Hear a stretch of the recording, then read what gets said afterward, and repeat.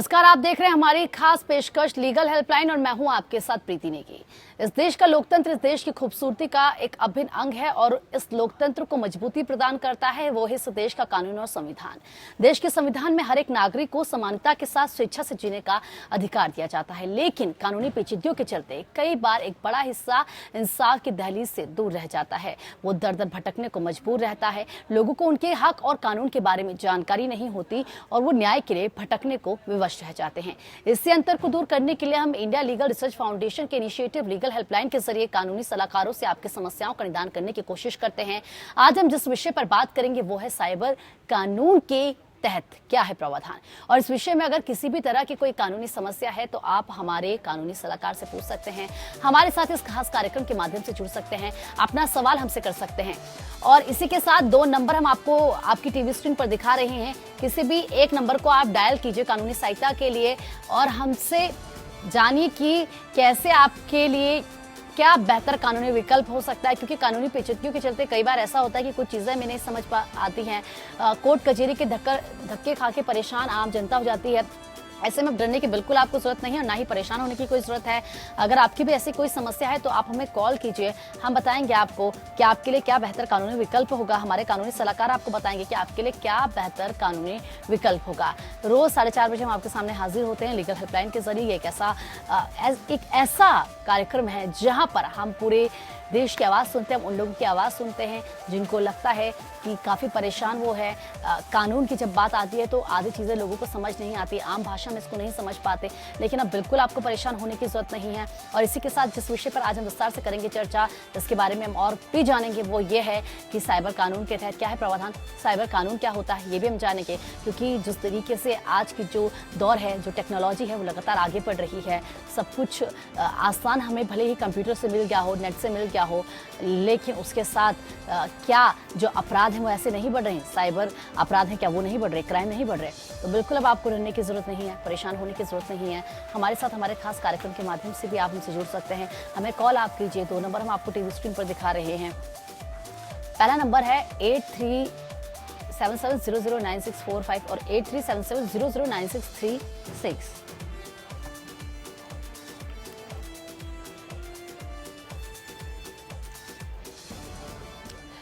और इसी के साथ जिस विषय पर हम विस्तार से करेंगे बात, वो यही कि साइबर कानून के तहत क्या है प्रावधान, विस्तार से जानेंगे इस विषय के बारे में। और हमारे मेहमान भी हमारे साथ जुड़ चुके हैं।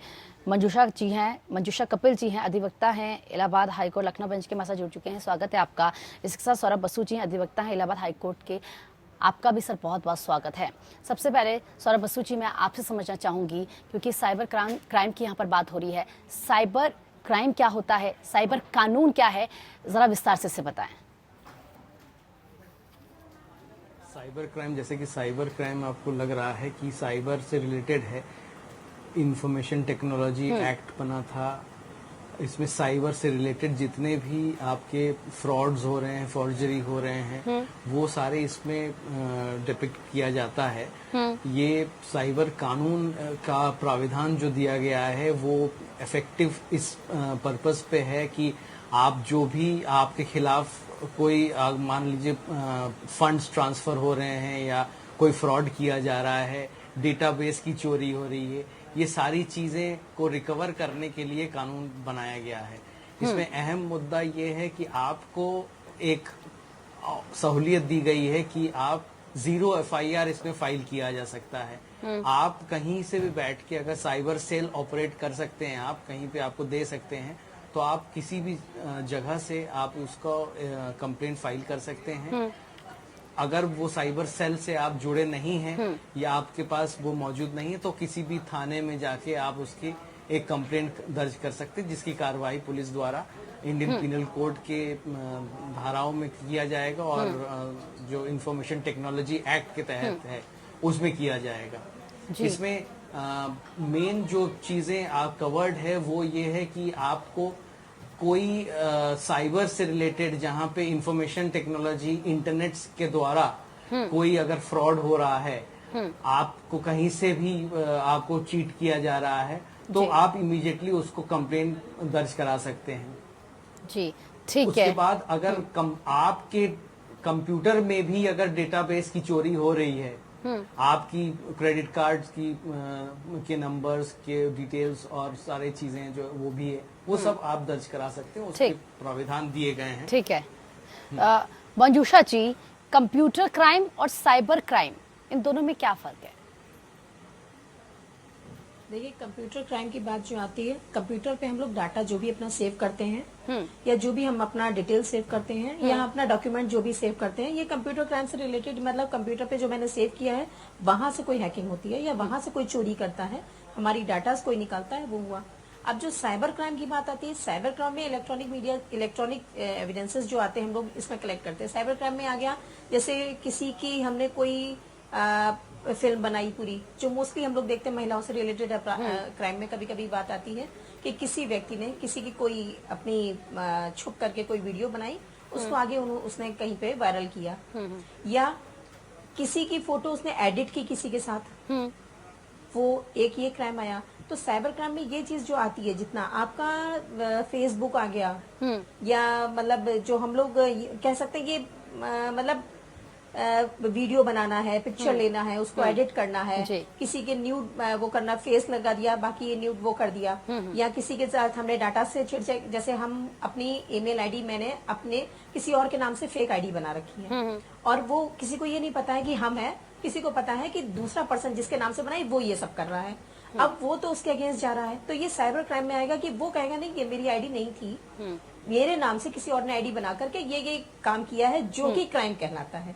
तो कंप्यूटर क्राइम और साइबर क्राइम की दो चीज आ गई। कंप्यूटर क्राइम की जो बात हम कहते हैं वो भी हमारा इसमें आ जाएगा कि कंप्यूटर से जो हम डाटा हैक कर रहे हैं, कंप्यूटर से जो भी हम डॉक्यूमेंट्स कहीं से चुरा रहे हैं या कुछ है, वो भी साइबर क्राइम से रिलेटेड होंगे। लेकिन वहां पे हमें अपनी बतानी पड़ती कंप्यूटर की हमारी आईडी क्या थी, मेरा इसका कॉन्फ़िगरेशन क्या था, या ऐसे ही साइबर क्राइम में भी, साइबर क्राइम से जैसे कोई भी क्राइम होता है तो ये देखा जाता है, पहले तो मेल आईडी देंगे जी, उसके प्रूफ लेंगे, जो भी मान लीजिए कोई फोटो की बात आती है, फिल्म की बात आती है, तो मैंने वो फिल्म जो है वो मेरे पास है, अब मेल आईडी है, उसके बाद जिसने उस आईडी से उसको वायरल किया है, अब आईडी किसकी है तो यूआरएल नंबर लेते हैं, यूआरएल नंबर से कंफर्म किया जाता है क्या इस आईडी से ये डॉक्यूमेंट या ये क्राइम किया गया है। जब ये कंफर्म हो जाता है फिर आती है हमारी फिल्म की बात, हाँ ये फिल्म, अब ये फिल्म ओरिजिनल है या एडिटिंग है या कहाँ से आई, या मेरी किसी के साथ कोई एक फोटो मैंने अपनी खिंचवाई, वो फोटो सिर्फ मेरी है, पर्सनल है, किसी और के साथ है वो पर्सनल है, उसके लिए मेरे लिए अपनी पर्सनल है, लेकिन वो फोटो कहीं और से निकल के वायरल होती है। तो जिसने की अब की है तो उसने किसी आईडी से ही उसको वायरल किया होगा, उस आईडी को हम चेक कराते हैं। लेकिन ये चेक कहाँ से होता है, जहां हमारी आईडी का रजिस्ट्रेशन होता है। हम लोग फेसबुक को करते हैं, फेसबुक से पहले कंफर्म किया जाता है क्या इस आईडी से, मेल आईडी से ये फोटो या फिल्म आगे वायरल की गई है। ये कंफर्मेशन के बाद ही हमारी एफआईआर रजिस्टर्ड होती है। ठीक है। तो साइबर क्राइम और कंप्यूटर क्राइम की ये दो डेफिनेशन हमारे सामने, जो डिफरेंस दोनों में है वो ये है। ठीक है। सौरभ बसु जी, साइबर क्राइम जो है, क्या ये कई तरह के भी होते हैं, अलग अलग होते हैं? हाँ, देखिए, जैसे कि हैकिंग का एक तरीका है, आप पूरी चीज़ें, आप कोई डेटाबेस को हैक कर रहे हैं, आप किसी सिस्टम को हैक कर रहे हैं, आप पूरा नेटवर्क हैक कर रहे हैं। एक चीज़ तो ये हो गई। हैकिंग का मतलब ये है कि किसी का आपने जैसे, ये तो एक इल्यूजनरी वर्ल्ड है, एक यहाँ पे आप किसी में आप जा रहे हैं, आप इसको हैक कर रहे हैं, वो नेटवर्क वहाँ पे बना हुआ है, जैसे कोई सिस्टम है, किसी कंपनी का सिस्टम बनाया हुआ है, उन्होंने अपना नेटवर्क सेटअप किया है, अपने डेटाबेस स्टोर किया रखा है उसमें, तो वहाँ पे हम यहाँ बैठे बैठे किसी के नेटवर्क को के अंदर जाके उसके सारे डेटाबेस को ले जाके उसको पब्लिक कर दें, तो ये सारी चीजें एक हैकिंग के तौर तरीके से होता है। आप किसी की डेटाबेस को खराब कर दें, किसी नेटवर्क को खराब कर दे, वायरस भेज के, वॉर्म भेज के, तो ये भी एक साइबर क्राइम है, जिसके तहत आपका पूरा नेटवर्क खराब हो जाएगा और आप उसको काम करने के लिए। आज हम लोग इतना ज्यादा निर्भर है कि साइबर से, इंटरनेट से जुड़े हुए हैं कि कोई भी चीजें टेंडर से लेके आपका कोई भी जो भी ई ऑक्शन वगैरह सब है, सब कुछ इंटरनेट के द्वारा हो रहा है। तो वहां पे आपकी नेटवर्क अगर चली जाती है और नेटवर्क आपका काम नहीं कर रहा है तो आपका हैंडीकैप्ड हो जाएगा पूरा सिस्टम।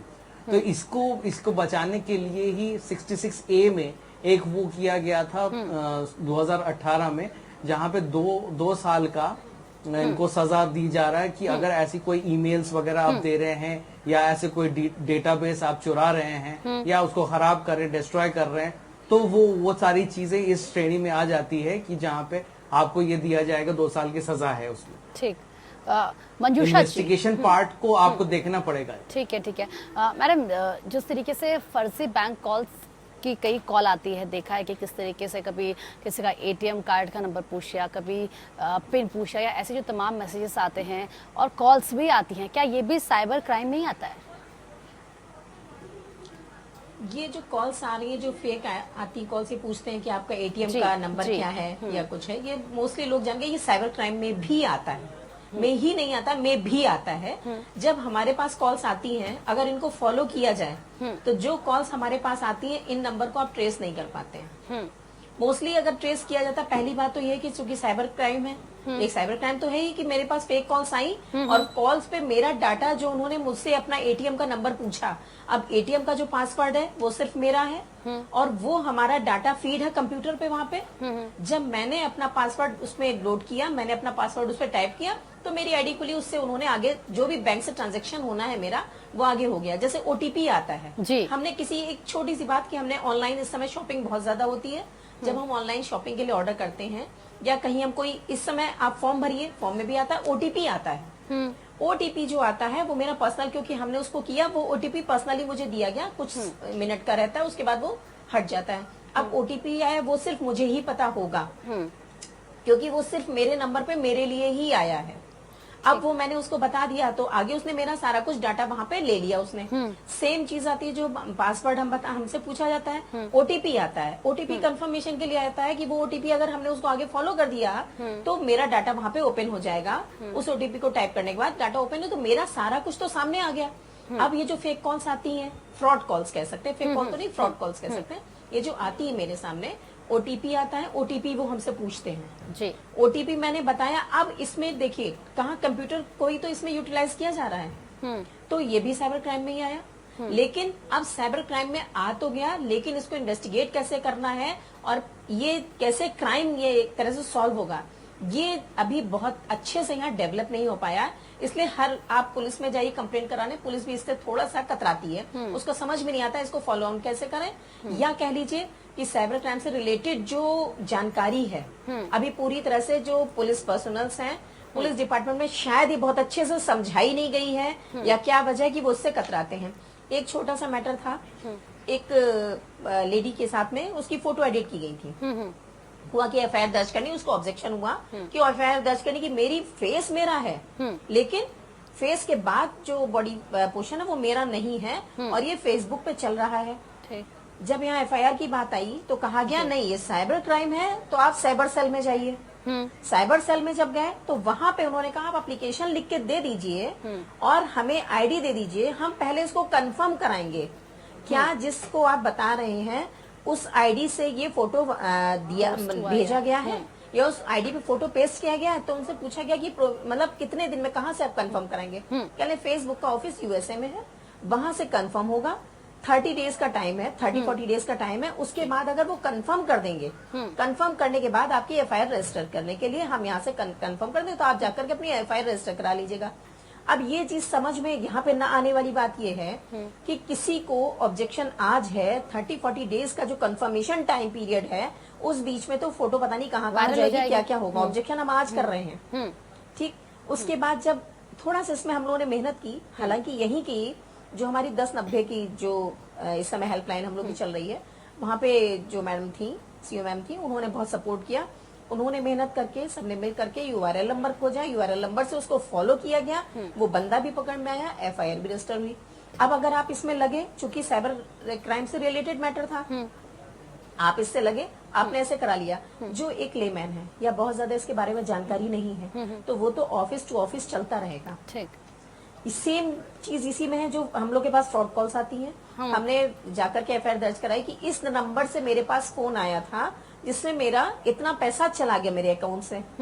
शुरू में काफी लोगों ने अपने ओटीपी नंबर बता दिए, हमारा एटीएम पासवर्ड बता दिए, वो एटीएम नंबर बताया, ओटीपी नंबर बताया, उनका पैसा ट्रांजैक्शन होने के बाद जब उनके पास मैसेज आ रहा है तब वो देख रहे हैं अरे 20,000 चला गया जी। एफआईआर रजिस्टर्ड हुई है, लेकिन एफआईआर रजिस्टर्ड होने के बाद मुझे नहीं लगता, शायद मुश्किल से 2% मैटर अगर सॉल्व किए गए होंगे, अदरवाइज सॉल्व नहीं हो पाते हैं, क्योंकि वो जो नंबर होता है वो फॉलो स्टेट अदर स्टेट का होता है। ठीक है। और एक डिस्ट्रिक्ट से डिस्ट्रिक्ट क्राइम अगर होता है तो भी तो बहुत मुश्किल हो जाती है इन्वेस्टिगेशन, और फिर स्टेट टू स्टेट चेंज होने में बड़ी दिक्कतें आती हैं। ये हालांकि अगर पुलिस चाहे तो इसको सॉल्व कर सकती, लेकिन साइबर लॉ से रिलेटेड अगर उसको अच्छी जानकारी है तो कि कैसे फॉलो किया जा। ठीक है, बिल्कुल सौरभ जी, क्योंकि साइबर टेररिज्म भी एक शब्द है, ये साइबर टेररिज्म क्या है, जरा इसको विस्तार से समझाइए। साइबर टेररिज्म टेररिस्ट एक्टिविटीज करते हैं जो साइबर का वो लेके सहायता लेके उसको साइबर टेररिज्म के श्रेणी में लाते हैं।